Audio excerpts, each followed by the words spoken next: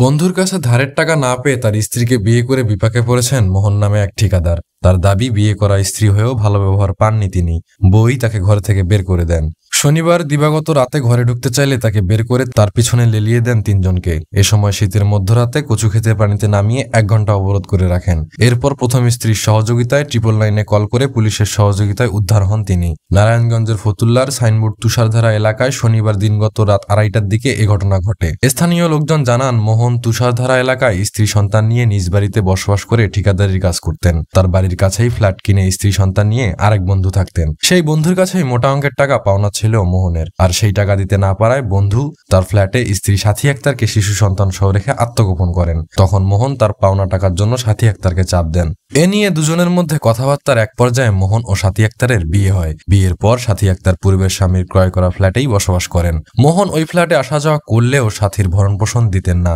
এ নিয়ে প্রায় সময় মোহন ও সাথীর মধ্যে ঝগড়া হতো। এ বিষয়ে মোহন বলেন, সাথীকে প্রথমে মৌখিকভাবে বিয়ে করি, পরে 5 লাখ টাকা কাবিন নিয়ে কাজের মাধ্যমে বিয়ে করি। বিয়ের পর থেকে নিয়মিত ভরণ পোষণ দিয়ে আসছি। কয়েকদিন আগেও চালের বস্তা কিনে দিয়েছি, বাজারও করে দিয়েছে, কিন্তু সাথী আমাকে ঘরে থাকতে দেয় না। তার কারণ সাথীর সঙ্গে একাধিক পুরুষের অবৈধ সম্পর্ক রয়েছে। আজ এতটুকুই। ততক্ষণ পর্যন্ত ভালো থাকবেন, সুস্থ থাকবেন। লাইক, কমেন্ট, শেয়ার ও সাবস্ক্রাইব করে পাশে থাকবেন।